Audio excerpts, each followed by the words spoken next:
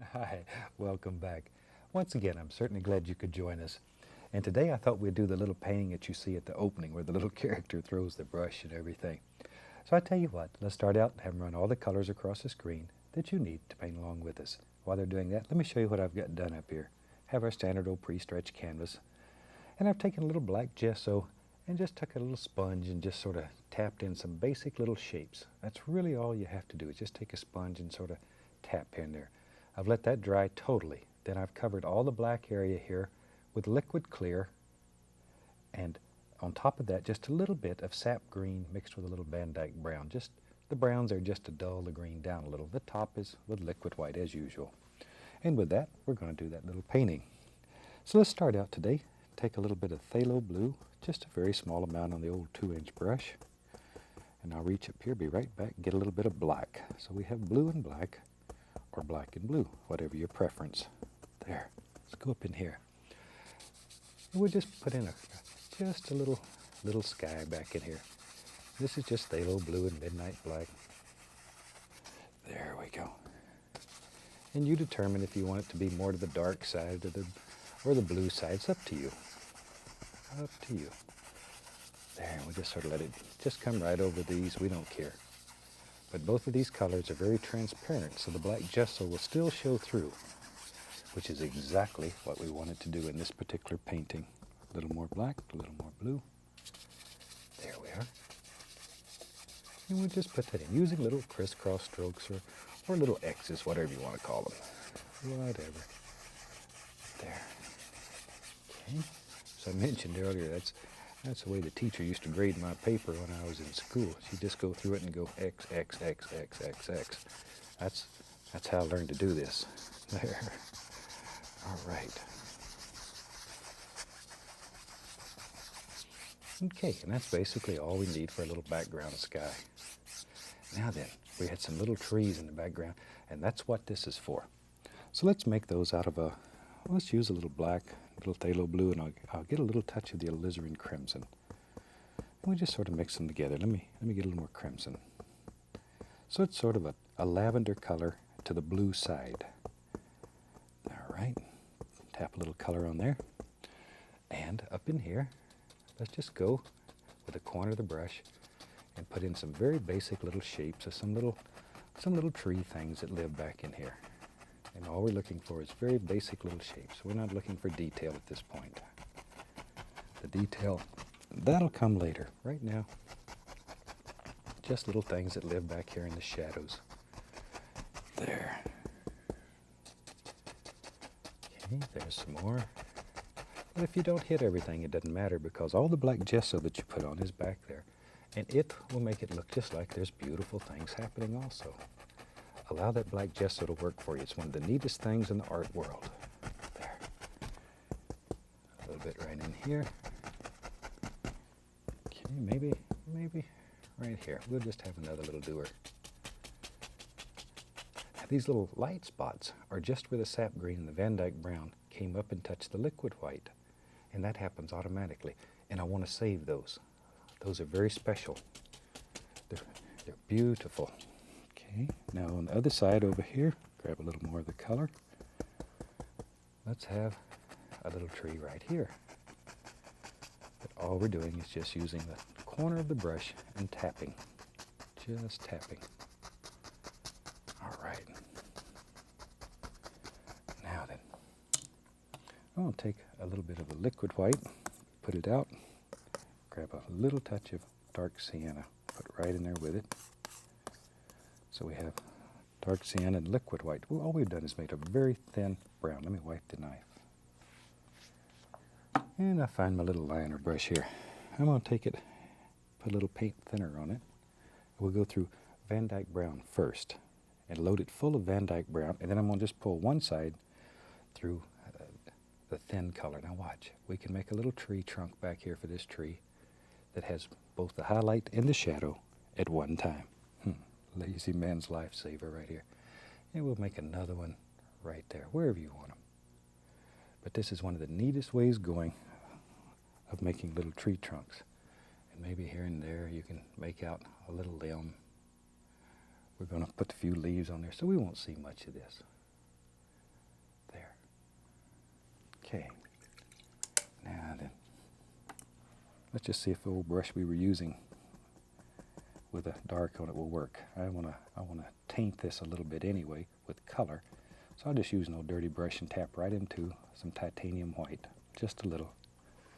And I just want to use that then to sort of highlight some of these. I think those little bushes were highlighted like that in that other one. That little opening, isn't that the cutest little thing? I like it. That's our little painter man. That's what we call him, the little painter man. There. And that idea was devised and put together by a very good friend and one of the engineers here at the station by the name of Jerry Morton. And thanks, Jerry. That was a good one. I enjoyed it. There. Okay, a little bit up in here. And off we go. See, all I want is just a few little indications back here. Because I remember there was big evergreens in here. So we're going to cover up a great deal of this. We're not too concerned. We just want to make sure that if any of it shows through, there's a little color on it. There. See, just all kinds of little doers in there. Wherever. Can't ever tell. Even the things that are just black gesso, like right in there, you can highlight those too. Okay, let's go over to this one old tree over here. There he is. Give him some nice highlights too. We don't want him left out. Just use the corners. Just the corners, all it takes. Okay, there we are. Now then, I'm going to take that same old brush and I'm going to go into a little touch of the yellow. Let me grab a little more black. So we have yellow and black, which makes a beautiful, beautiful green color. Just tap a little of that into the bristles. Maybe a little yellow ochre too. Ooh, that's it. There we go. Now back in here, we're beginning to see a little bit of color. Just a little color. Just going to use the corner of the brush still. And we're going to begin putting in the indication of some little bushes that we can see in here. There they are. Just here and there. A little more of the yellow ochre, Indian yellow. There's one. Ooh, isn't that beautiful? Look at that little rascal shine out there in the sun. See, and by changing the angle, you can make those little devils hang over and be lazy or whatever. Whatever. Use your own imagination to touch the bright red here and there. Just to change the flavor. Not much. Oh, look at there. Just enough to make it a little more interesting. But do one little bush at a time. One little bush at a time. Let's go on the other side over here. Put one right there. Okay? Something about like that. Now, with our liner brush, with the old liner brush, a little bit of that dark color that we were using, let's just put here and there some nice little trunks and sticks and twigs and some little things that you might see. There. Sometimes you can see them right through some of the branches like this, where there's something growing up through there. And it makes your painting a little more interesting. There. Just wherever. Because there's always little sticks and twigs out in the woods like that. Now then, let's find us a fan brush and mix up a big old gob of color. Let me clean off a spot to work in here. I'm going to use phthalo green today. Phthalo green, Prussian blue, black, a lot of color, crimson, maybe even some Van Dyke brown. Who cares? As long as it's dark. And I want the phthalo green in there because that green will take over. Everything that comes out of this pile will have that greenish hue to it, that phthalo green hue. Let me wipe the old knife. And we just wipe our knife on. We got some paper towels down here we wipe it on. All right, let's take the old fan brush. Maybe in our world, there lives some trees. I think there were some evergreen trees. Ooh, here goes our beautiful little tree right there. Right over the top of that. And we'll push upward today. Touch with the corner of the brush and give it an upward push. Or as my son Steve says, if you've watched him on some of the shows, he says, mush it. Give it an upward mush. Just push it. There. Very dark though. Very, very dark. Okay. There's a tree. And I think there was a big one that went clean off the canvas right there. So push upward. And there we go. Great big old tree. Big old tree. And just work down, down, down. And you push harder and harder as you work down the tree. Just really get in there and push. Down here we don't care. We'll separate all of this with highlights. You could put this part on with a with a paint roller. Another tree. Maybe he lives right there. And the same thing. Give it a little upward push. Upward push. Big strong tree. It goes right on off the canvas. And sometimes it's neat to leave a little bit of the little piece of the trunk showing. We'll do that. How's that? Little naked spot. There. Now sometimes in some parts of the country, the limbs hang down on evergreens. In other parts of the country, they go up. Or, like when I lived in Alaska, you can go some places, they hang down, some places they go up. Maybe it just depends on how they felt that day. Actually, I think it has something to do with the amount of water and cold and everything. But who knows? I don't try to understand everything in nature. I just look at it and enjoy it. Just a little light striking the trunk right there where it's going to show like that. Okay, I have several little fan brushes going. Let's take some yellow and some of that same color we used to make the tree. Maybe I'll reach up here, be right back, get a little black. I want to dull it. There, good, good. Very good. Black and yellow make a beautiful green. Now then, sometimes even a little brown. Oh, that dulls it down even more. Okay, now we can go up in here and just begin placing a few little highlights on some of these trees. Once again, we're still pushing upward though. But this is where you separate them. And put all their little arms on them. Look at that. Isn't he a cute little rascal? This is my little friend Clyde here. I give them names, shoot. People look at you like you're a little weird, but you know, painters are expected to be a little different. Little different. And that's all right. That's all right. I've always been a little weird, so no big deal. Everybody who knows me expects that. There. Okay, just right on down. But think about shape and form and how you want the limbs to look. Because this is where we separate all them little rascals. Darker, darker, darker down here. And if you don't add any more paint, that will happen automatically. Automatically, because you're running out of color. And you're picking up the dark color that's on the canvas. So automatically, if you allow it to happen, it'll get darker and darker as it works down. There. There's another one. Look at all them rascals. So you can just make as many or as few as you want here. It's up to you.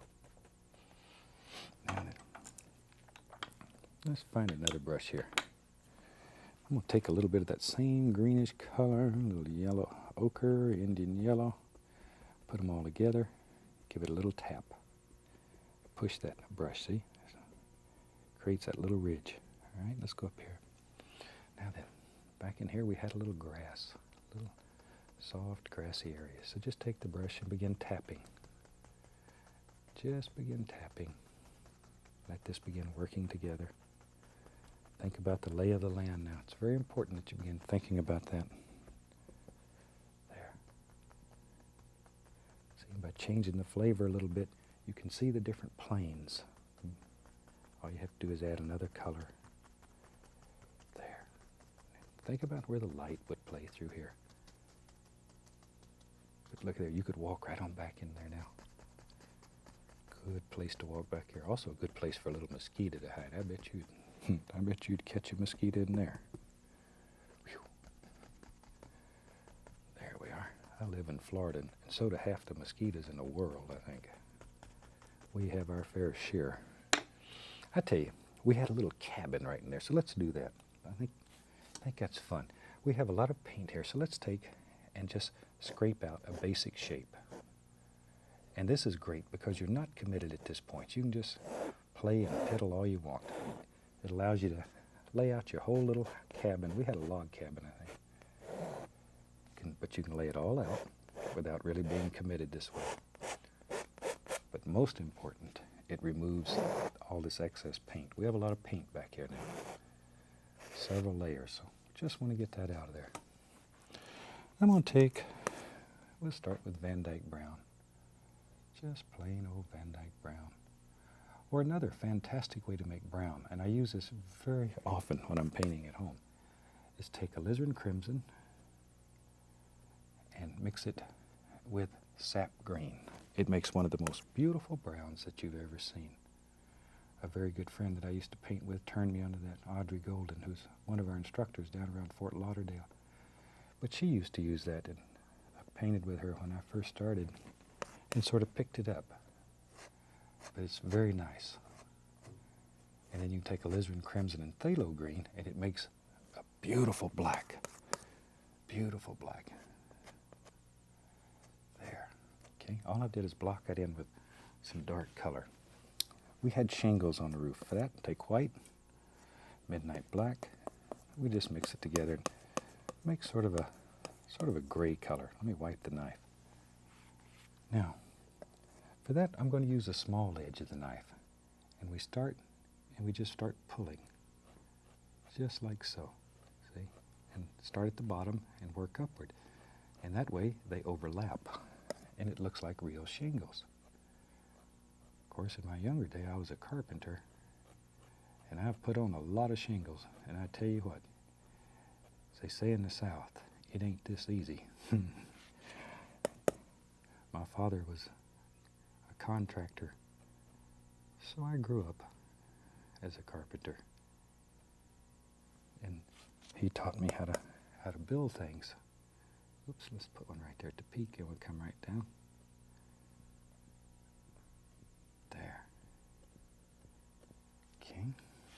Now in here, we had it like an old log cabin. We'd take white, a little dark sienna, mix it together, maybe even throw in a little Van Dyke in there. Just to, change the flavor. But don't overmix. Leave it all like that. A little roll of paint, and just figure out where you want the little cabin, little logs to be. Touch, give a pull. Little sidewards pull. See there? Little sidewards pull. That's all there is to it. Let the knife work. There. Okay, now we'll come back with a little brown, and we just cut them off wherever we want them. There. Now down this side, logs go like that. Just put them in. This is a very, very simple and effective way of making a little cabin that looks like a log cabin without going to a great deal of work. A little of the Van Dyke Brown just to put in between, and it sort of finishes the edges up and makes it look like there's mud laid in between there like there is on a log cabin. Okay, I'm going to take the brown, much darker for this side. Not as much light's going to strike. Still too light. Want it even darker. Put a little black in there. That's better. Yes. Want it to stay very dark on this side. Just enough so you can make out there's something happening over there. And then let's take the knife. Let's put a window here. Just scrape it in. Maybe another one right there. We can take straight Van Dyke Brown. Give us a door. We got a door. We can get in and out of this cabin. There we are. Maybe a little touch of phthalo blue or Prussian blue, doesn't matter. And just pull it down there. It makes it look like there's maybe some little bit of glass in there reflecting. A little bit of gray on the knife. We can go around, sort of outline the doors and the windows. There we are. And I usually take the point of the knife with a little paint on it and just do like that. Sort of makes it look like the end of a log. There. You can take a little highlight color and just highlight those little ends a little bit if you want to, just to make them sort of stand out. Sneaky, huh? All right. Let's go back to our brush. Wipe off that excess. Go back to our brush that had the lawn color on it. This is our lawn out here.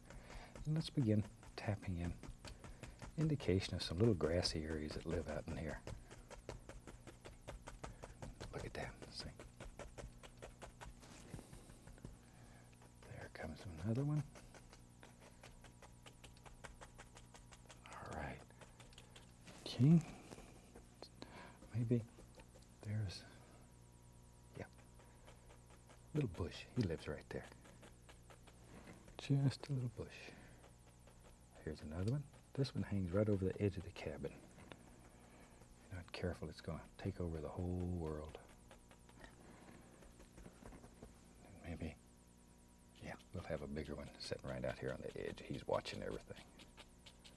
But make up little stories about your plants and think about the little creatures that would live in here. There's probably all kinds of little squirrels and rabbits and just a multitude of things that you may never see, but they're here. They're here. I'm going to take a touch of that, just brown and white or gray and white, whatever. And let's put the indication here of maybe there's a little path that flows right out of that cabin. Just comes right out. And we can clean up the edges of that path a little with a brush. And off we go. Now. Watch here. This is the fun part. Let's just take pure titanium white. This is the fun part. Watch here. Just pull straight down. And because we have color underneath that sap green and Van Dyke brown, we'll have instant water here. Just instant. Pull it straight down, and then go across. Just enough to ripple it a little. Just something like so. And we can give him a little pond right out here in front of his house. Just a little pond. Take a little Van Dyke dark sienna mixed together. And let's put some banks out here. Little places. Got a little beaver maybe lives in here. He's got to have a little place to stand. There we go. Goes right on around. Somewhere in here. Something like that. You know, wherever. A little touch of brown and white. And here and there. Indication of a little highlight. Think about angles, though. Most important here. There. Just a few little things. Don't want too much. Tell you what, let's do.